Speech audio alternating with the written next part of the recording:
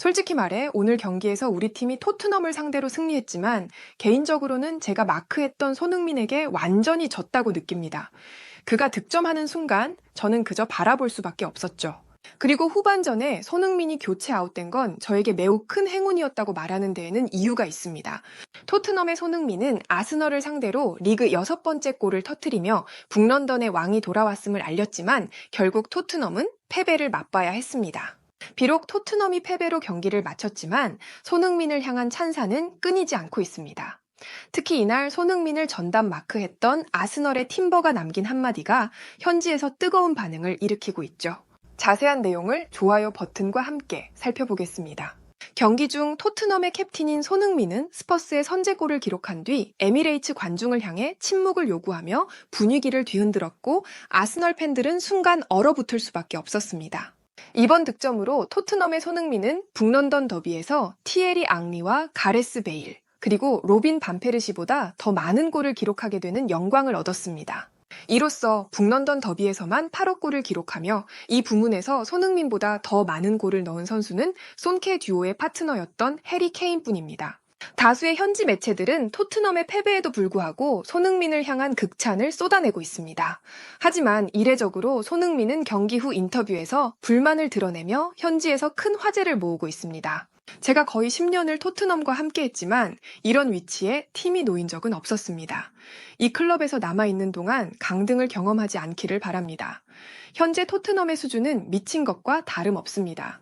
이러한 발언이 공개되자 손흥민이 참아왔던 인내심이 마침내 폭발한 게 아니냐는 반응이 이어졌습니다. 외신들은 이를 두고 손흥민이 포스테코글루 감독의 전술과 자신에 대한 활용도에 강한 불만을 표출한 것으로 해석하고 있는데요. 토트넘의 손흥민이 경기 후 불만을 드러낸 이유가 점점 더 설득력을 얻고 있습니다. 그가 보여준 눈부신 활약과 더불어 토트넘이 그를 제대로 활용하지 못한 점을 보여주는 데이터가 공개되면서 논란이 더욱 커지고 있기 때문입니다. 경기 데이터에서 손흥민의 평균 위치는 많은 이들의 시선을 사로잡았습니다. 티에리 앙리는 이를 두고 다음과 같은 비판을 가했습니다. 토트넘의 손흥민은 믿기 어려운 득점 능력으로 아스널 팬들을 얼어붙게 만들었지만 토트넘의 포스테코글루 감독은 그를 터무니없이 비효율적으로 활용했습니다.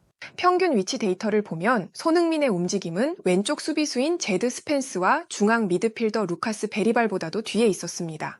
반면 오른쪽 윙어로 나선 쿨루셉스키는 수비수와 미드필더보다 확실히 앞선 위치를 유지하며 공격을 전개했죠. 손흥민과 같은 강력한 공격수를 수비형의 위치에 배치한 건 도저히 납득하기 어렵습니다. 실제로 손흥민은 경기 내내 가장 낮은 위치에서 움직이며 자신의 잠재력을 충분히 발휘하지 못했습니다. 이날 그는 77%의 패스 성공률과 100%의 슈팅 정확도를 기록하며 여전히 높은 평가를 받았지만 슈팅 기회는 단 한 번에 그쳤습니다.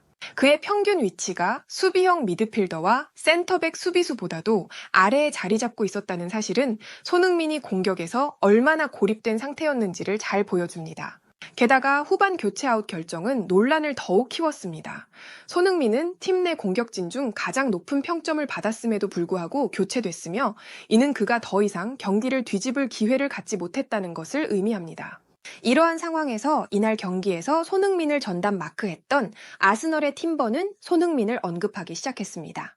솔직히 말해 이날 경기에서 우리 팀이 승리를 거뒀지만 손흥민을 마크하는 데 있어서는 완전히 실패했다고 인정할 수밖에 없습니다.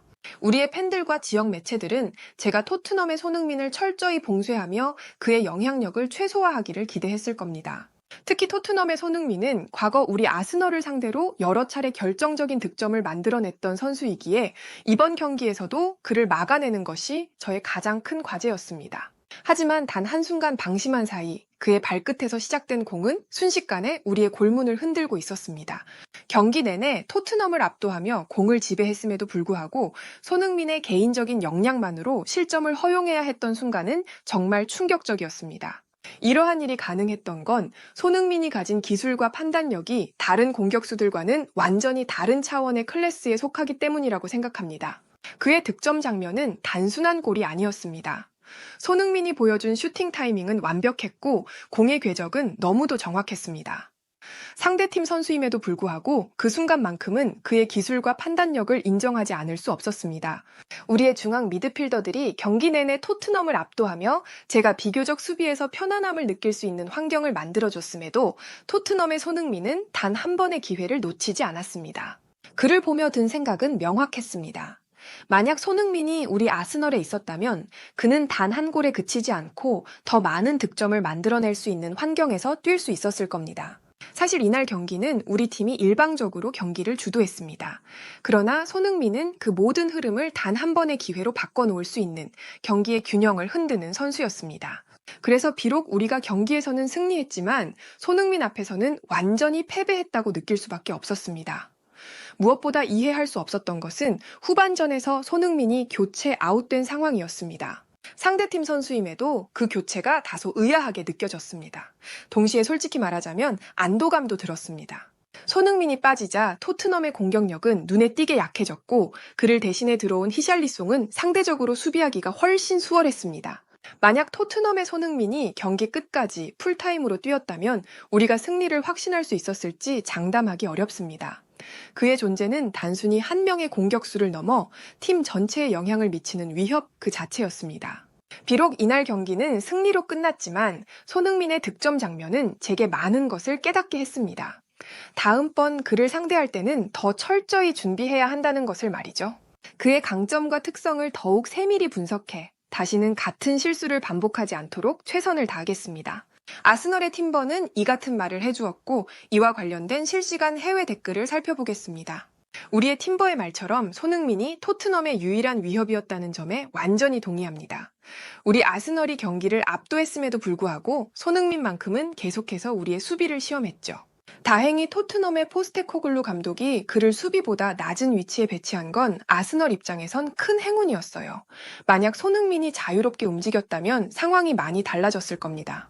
이제 우리의 팀버가 이번 경기를 통해 손흥민을 철저히 분석했을 테니 다음 대결에서 어떻게 그를 제어할지 정말 기대됩니다. 그가 손흥민을 봉쇄할 수 있다면 아스널의 승리가 더욱 확실해질 거예요. 이번 북런던 더비에서 손흥민이 팀에 대해 실망감을 표출한 건 사실 너무나 이해가 갑니다. 토트넘 팬으로서 손흥민이 계속해서 우리 팀에 남아주기를 바라지만 솔직히 그가 지금 토트넘에 있다는 게 안타깝게 느껴지기도 합니다. 이번 경기에서 손흥민이 아스널에 있었다면 분명 더 많은 득점과 함께 훨씬 행복하게 축구를 했을 것 같아요. 물론 팬으로서 손흥민이 토트넘에 남아줬으면 좋겠지만 그가 더 좋은 환경에서 최고의 기량을 펼칠 수 있기를 바라는 마음도 드는 건 사실입니다. 해외에서는 이 같은 반응을 보여주었고 좋아요와 무료 구독 그리고 알림 설정해주시면 영상 제작에 큰 힘이 됩니다. 여러분들의 생각을 자유롭게 댓글로 남겨주시고 오늘도 시청해주셔서 진심으로 감사드립니다. 오늘도 편안함에 이르시길 기원하겠습니다. 이상 월드TV였습니다.